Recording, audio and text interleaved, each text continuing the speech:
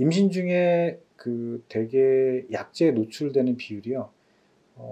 10년 전만 해도 한 20% 됐었는데요. 요즘 한 70% 이상 됩니다.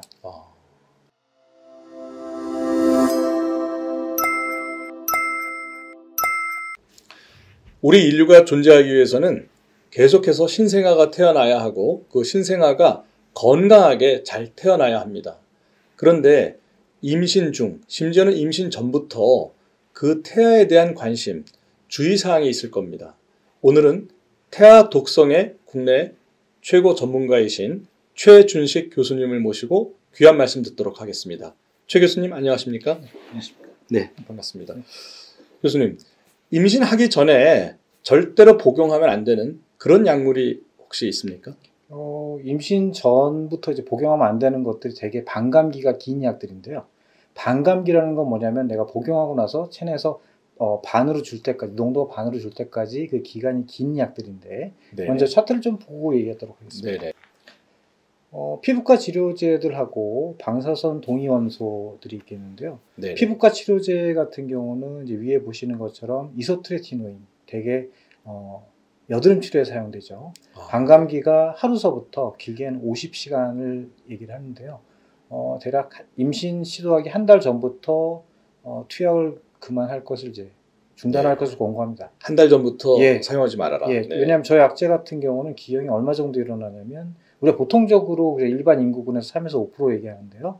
쟤는 35%를 일으키는 약제로 여드름 치료제 이소트레티노인, 비타민 A 이성체인데 지금 현재 만들어진 약제 중에서 기형 발생이 제일 많다고 보시면 되겠습니다.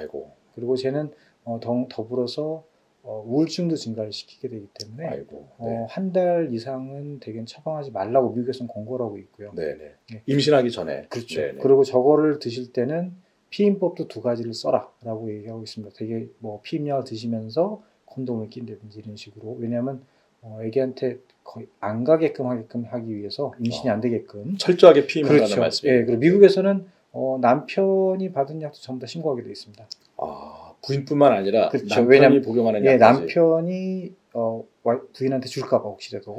그럼 교수님 말씀 이런 거네요. 임신부도 임신하기 전 1개월 전부터 이러한 그 여드름 치료제 이소트레티노인 사용하지 말아야 하고, 그렇죠. 남편분도 역시 이러한 약제를 사용하지 말아야 되는 거군요. 그렇죠. 네네. 그 다음에 이제 건선 치료에 사용되는 에트레티네이트라 아시트레틴이 있는데요. 아시트레틴은 에트레티네이트의 주 대사산물입니다. 그래서 아시트레틴은 반감기의 비율도 짧은데 저걸 드시면서 음주를 하시는 경우에 거꾸로 에트레티네이트로 저게 변환이 됩니다. 반감기가 120일 같은 경우에 저게 5.5배가 지나게 되면 그 이후에 임신을 해야 되거든요. 저 약제들은 대개 전신적인 기형을 일으키거든요. 다 애들의 얼굴서부터 해서 심장까지 다. 그래서 3년간 피임할 것을 권고하고 있습니다. 그럼 건선 치료제인 에트레티네이트 그리고 그 아시트레틴 이러한 성분 들어간 걸 사용하신 분들은 3년 동안 피임하셔야 되는군요. 그렇죠. 저 약 아마 받아보시면 아시겠지만 약 표면에 적혀 있습니다. 3년간 피임해라라고. 네네. 그 다음에 이제 방사선 동위원소 그래서 어떤 그 종양의 그 이미지를 찍거나 종양을 치료할 때 사용되는 건데요. 저건 이제 주로 이제 종양 치료에 사용됩니다. 갑상선 암 치료에 사용되는 요오드 131번 같은 경우는 대개 복용을 하시는 경우에 6개월에서 1년 정도 피임할 것을 권고합니다. 그러니까 종양 그 진단을 위해서 혹은 종양 치료를 위해서 사용하는, 특히 치료를 위해서 사용하는 요오드 131번 6개월이나 1년 동안 그 피임하셔야 된다. 저걸 이제 임신 중에 복용하시게 되면 태아의 갑상선이 영구적으로 손상을 받을 수 있습니다. 주의해야겠습니다. 임신 중 복용을 삼가해야 하는 혹은 유의해야 되는 약물도 있다고 들었습니다. 어떤 것들이 있나요? 대개는 이제 임신 중에는 저희가 이제 처방하는 약들은 예전부터 많이 썼던 약들 처방합니다. 새로 나온 약들보다. 왜냐하면 임신에 대한 자료들이 있기 때문에. 차트를 보시면 항경련제, 항우울제, 피부과 치료제, 항응고제, 방사선 동위원소, 항암제들이 있겠는데 제일 먼저 접하기 쉬운 거는 항우울제겠죠. 우울증 같은 경우는 젊은 여성이 약 20% 정도가 우울증이 있기 때문에 지금 저기 적혀 있는 리튬이라는 약재는 임신 중에 복용하시게 되는 경우에 태아의 심장 기형을 유발합니다. 특히 이제 삼천판이 잘못 형성이 되는데 근데 비교적 발생 빈도는 낮습니다. 보고에 따라서 10만 명, 20만 명에 하나 정도 되는데 약 3배 정도 증가하는 것으로 되어 있는데 대부분의 항물제들은 저기처럼 심각하긴 안 일으키지만 리튬 같은 경우는 피할 수 있으면 피하는데 치료가 근데 리튬으로만 되는 분들도 계십니다. 그런 경우는 전문가와 상의를 하셔서 유지를 하면서 태아의 초음파를 통해서 태아의 심장기형이 발생했는지 안 했는지를 보고 발생한 경우는 그 태아 심장 수술할 수 있는 병원에서 분만하고 하셔야 됩니다. 아이고. 네. 기본적으로 리튬은 좀 피하는 게 좋겠네요. 예, 피할 수 있으면 피하는 네. 게 좋지만 네. 그다음에 항간질약, 항경련제죠. 네네. 발프로산, 페니토인, 페노발비탈 같은 경우는 신경관 교순이라든지 태아 심장기형 같은 경우, 그다음에 얼굴기형 등을 유발할 수 있기 때문에 다른 약제로 바꿀 수 있으면 변경을 하시고 임신을 시도하시는 게 좋습니다. 네. 이런 약제들 같이 오래 사용했던 약제들은 임신 중에 바꾸시는 것보다는 임신을 계획하는 시점에서 바꾸시고 본인의 질환이 잘 유지된 상태에서 임신을 시도하셔야 됩니다. 예. 그다음에 피부과 치료제는 아까도 보신 것처럼 이소트레티노인, 아시트레틴, 에트레티니트를 피하시는 게 좋겠고 항응고제라 그래서 우리가 이제 예전에 심장 수술 같은 경우 하는 경우에 피가 굳지 말라고 약제를 투여하시는데 저기는 와파린 같은 경우는 태아의 그 얼굴 기형 같은 걸 유발할 수가 있거든요. 네. 그래서 임신 중에는 주사제인 헤파린을 쓸 것을 권고합니다. 그래서 기관 형성기에는 헤파린 쓰다가 그 다음에 기관 형성기 지난 다음에 임신 2분기 이후에는 또 와파린을 바꿔도 됩니다. 바꿨다가 출산하기 전에는 다시 헤파린으로 바꿀 것을 권고합니다. 네. 그 다음에 방사선 동위원소는 아까 보신 것처럼 요오드 131번이 있겠고 그 다음에 항암제, 우리가 지금 화학요법제라고도 하죠. 네. 저기 적혀있는 메토트렉세이트 같은 경우는 엽산의 흡수를 방해하게 됩니다. 그렇기 때문에 엽산이 부족함에 따라서 나타나는 기형들이 증가하게 되겠는데요. 태아의 그 뇌 발달에 영향을 미친다든지, 그 다음에 두개골 모양 이상이 있다든지, 신경활 결손이 증가한다든지 해서 복합 기형을 동반시킬 수 있습니다. 그렇기 때문에 특히나 기관 형성기의 저 항암제 사용은 특히나 주의하셔야 됩니다. 네. 교수님, 그리고 항응고제를 좀 피하는 게 좋다 하셨는데, 그건 와파린만 피하면 되는 건가요? 가령 왜 제가 여쭤보냐면, 이제 고혈압 환자분들 일부 경우에 아스피린 저용량 복용을 하는데 바로 그 아스피린 저용량이 항응고제라고 알려져 있기도 한데 아스피린 저용량은 문제가 없을까요? 아스피린 같은 경우는 지금 국내에는 시판되는 게 100mg의 저용량이고요. 미국에서는 80mg가 파는데 네. 아스피린 같은 경우는 일단은 기본적으로는 소염진통제입니다. 네. 그걸 더불어서 항응고 작용이 있는 거기 때문에 임신 중에 저용량의 아스피린은 태아에 특별한 문제가 없다라고 되어 있고요. 우리가 임신 중독증이 발생할 것 같거나 있었던 사람 같은 경우에 저용량 아스피린을 임신부한테도 저희가 처방하고 있습니다. 임신 중독증은 뭡니까? 임신 중독증은 이제 혈압이 이제 올라가는 건데요.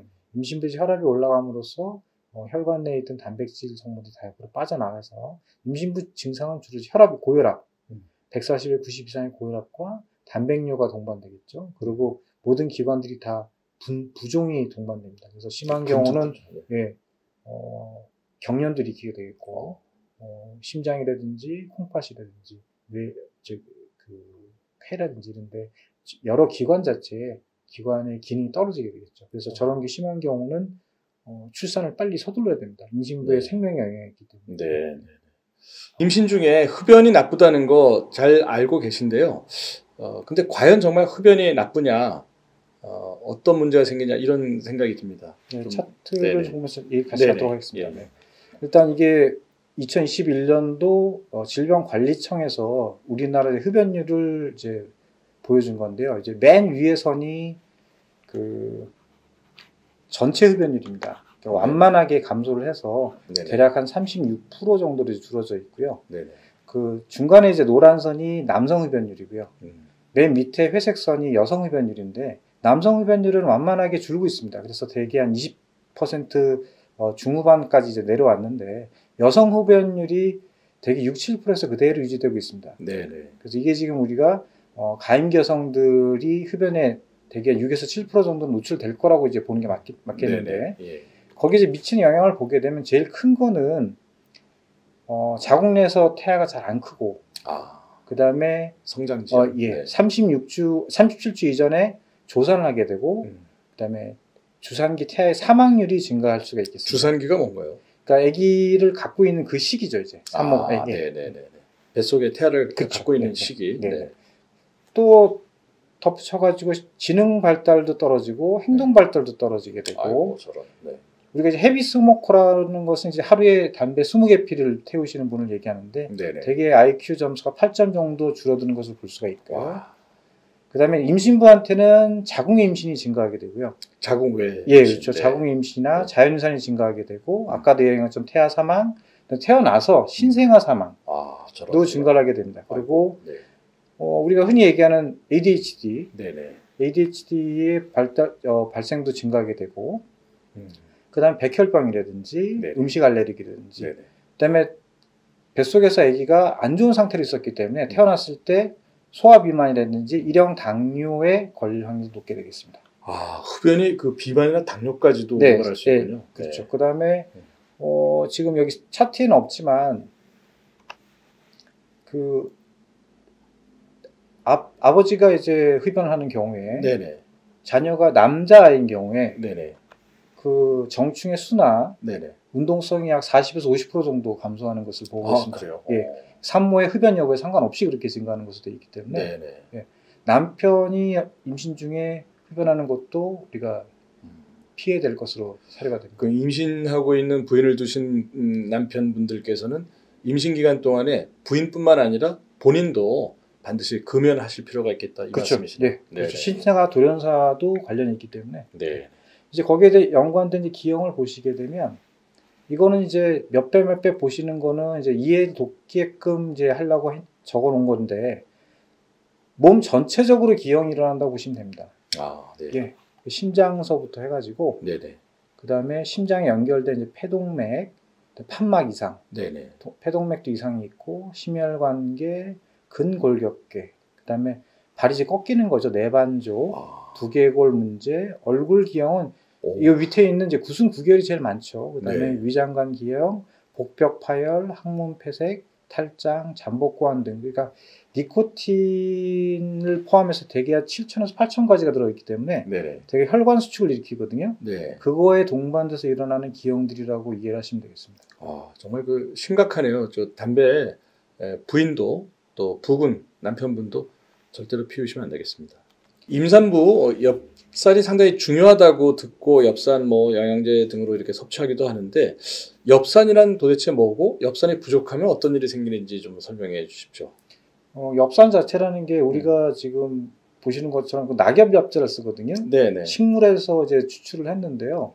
비타민 B9번인데 실질적으로 많은 거는 동물성에 많습니다. 그러니까 생간이라든지 계란 노른자 등에 많은데, 이거 우리나라는 지금 연구를 안 해놨지만 미국 같은 경우는 그 자기들이 먹는 식품 가지고 하루에 어느 정도 섭취하는지를 연구를 했더니 하루에 약 200마이크로그램, 0.2mg을 섭취를 하는 것으로 되어 있습니다. 근데 WHO는 지금 임신부 같은 경우 가임기 여성은 하루에 400마이크로, 0.4mg을 먹을 것을 권장하고요.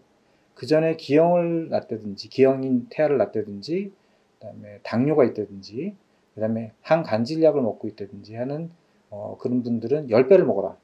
하루에 4mg을 먹어라는데 언제부터 먹을 거냐? 임신 석 달 전부터 먹는 게 좋겠다. 임신하기 3개월 전부터요? 예, 왜 그러냐면 이게 아까도 얘기한 수용성 비타민일 때 몸이 추적이 안 됩니다. 그래서 이게 수용성이라서 축적이 안 되기 때문에 축적이 안 돼서 몸에 어느 정도의 용량이 올라갈 때까지, 그러니까 신경관 결손이라는 질환을 막을 수 있는 레벨까지 올라가는데 대략적인 시간이 석 달 정도를 소요합니다. 근데 일반적으로 적어도 한 달 전에는 먹어라 얘기를 하거든요. 네네. 그래서 지금 현재 그 병원이나 그 의원들에서 검사로는 내가 이 엽산이 충분한지를 검사할 수가 없어요. 우리 국내에서는. 네. 왜냐하면 혈장 내에 있는 엽산을 측정을 하면 이건 바로 먹은 게 반영이 되기 때문에 그 전에부터 몸에 잘 들어와 있는지를 보려면 적혈구의 막에서 주치를 검사를 해야 되는데 아직 그게 우리나라 상업적인 그 검사 시스템이 구축되어 있지가 않아서 일단은 석 달 전부터 드시는 것이 안전할 것으로 보이고 엽산이 부족하게 되면 차트를 먼저 보시게 되면 맨 밑에 이게 빨갛게 크게 돼 있죠. 저게 네네. 제일 큰 문제라는 거거든요. 네네네. 그러면 정말 임신을 계획 중인 커플이 계시다면 또 임신을 원하는 어떤 그 부인이 계시면 엽산 복용을 임신할 시점보다 3개월 전에 꼭 복용하는 게 좋겠군요. 그렇죠. 그리고 남편분도 같이 복용하시기 좋아요. 왜냐하면 남편도요? 정충의 질 개선 효과가 있기 때문에 남편은 용량을 높일 필요 없이 그냥 0.4mg 드시면 되겠고요. 여성분 같은 경우는 아까 얘기했던 고용량을 드셔야 될 부분을 제외하고는 0.4mg 이상을 드시면 됩니다. 네. 임신을 계획 중인 그 커플 부부께서는 3개월 전부터 부인과 남편분 두 분이 다 엽산 꼭 복용하시기 바랍니다. 임신 중에 해로운 음식, 해로운 약품 이런 것들도 있는 것 같은데요. 대표적으로 해로운 음식 어떤 게 있을까요?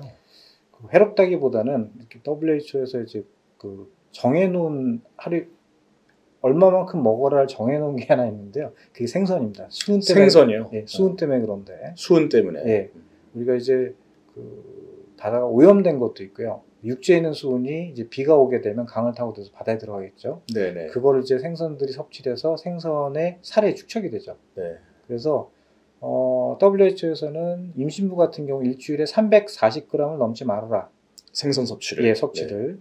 그래서 특히나 이제 먹이사슬이 위에 있는 애들 있죠. 네네. 옥돔이라든지 뭐 상어라든지 참치. 예, 참치 같은 애들이 훨씬 더 많죠. 예, 특히 많죠. 예, 네. 뱃살 쪽에 특히나 더 많기 때문에 임신 중에는 그 340g을 안 넘길 수 있도록 일주일에 하루가 아닙니다. 일주일에 그 정도를 하시게 되면 섭취를 할 것을 권고하고 요즘 산모들이 오메가3 많이 드시죠. 네네. 오메가3도 식물성 같은 경우는 생각보다 DHA 함량이 작습니다. 어차피 동물성을 드셔야 되는데 이제 문제는 오메가3라는 게 지금 국내에 유통되는 게 전부 다 약재로 유통이 안 되고 식품 보조제로 되기 때문에 그 안에 수은이 얼마나 포함됐는지를 표시할 의무가 없습니다. 잘못하게 되는 경우는 수은이 농축된 걸 드실 수가 있는데 수은은 지금 배출이 안 됩니다. 몸 안에 다 축적이 되거든요. 그래서 지금 시청자분들께서도 머리카락 가지고 수은을 검사할 수 있습니다. 그래서 우리가 중금속 검사를 해보면 여태껏 이제 살아오면서 먹은 생선이 있기 때문에 수은만 딱 올라가는 것을 볼 수가 있습니다. 그래서 어차피 식품으로 할 수 있는 거는 어차피 생선도 많이 안 드셔도 되고 340g 일주일 안에 드시는 거니까 네. 생선으로 그냥 섭취를 하시는 게 맞을 것 같습니다. 근데 지금 교수님 말씀 드리니까 참 걱정이 드는 게 저도 참 회 좋아하고 초밥도 좋아하는데 생선 초밥. 그러니까 이게 임신 중에는 특히 용량을 조절하셔야 되죠. 예, 네. 용량을. 예, 그러니까 임신 중에는 자주 그러니까 단백질원 자체를 생선보다는 육류에서 하시는 게 더 맞으실 수도 있습니다. 왜냐하면 340g 드셔가지고는 단백질 섭취는 모자라거든요. 네. 그리고 사실은 여러분 뉴스를 통해서 접하셨겠습니다만 참치만 조심한다고 해결되는 게 아니라 우리가 보통 먹는 생선 중에 수은이 많이 축적되어 있는 것이 큰 생선, 그래서 참치라고 알고 있는데 사실은 요즘 광어 양식을 제주도 등에서 광어 양식할 때 그 사료로 참치를 주는 경우가 되게 많다고 해요. 그래서 광어에 옛날엔 발견되지 않았던 수은 성분이 광어에서 발견이 된다고 합니다. 그러니까 양식된 광어를 먹으면 그 안에서 수은이 발견되는 세상이니까 참 그 생선 섭취는 좀 더 조심해야 될 것 같습니다. 네. 예, 최 교수님, 임신하신 분들, 임신부들께 드리고 싶은 말씀 하나만 더 해주시면 어떤 게 있을까요? 임신 중에 되게 약재에 노출되는 비율이요. 10년 전만 해도 한 20% 됐었는데요. 요즘 한 70% 이상 됩니다. 그러니까 누구나 임신 중에 약에 노출될 수가 있다는 거죠. 그래서 어떤 질환에 이완됐을 경우에 병을 치료를 미루지 마시고 전문가 상에서 빨리 치료를 하실수록 좋습니다. 그래서 임신 중에는 약을 무조건 안 드시는 게 아니라 짧은 기간 안에 검증된 약을 복용함으로써 그 질환의 기간을 짧게 만들어 주시는 게 임신부하고 태아에게 더 좋은 영향을 줄 수 있습니다. 그래서 어떤 질환에 내가 걸렸다. 요즘 많은 이제 코로나 같은 경우도 네네. 병을 그냥 앓고 지나가시는 게 아니고요. 빨리 치료를 하셔가지고 그 치료 받는 기간을 짧게 만들어 주시는 게 태아나 산모한테 건강에 훨씬 더 도움 주는 것이라고 생각하시면 되겠습니다.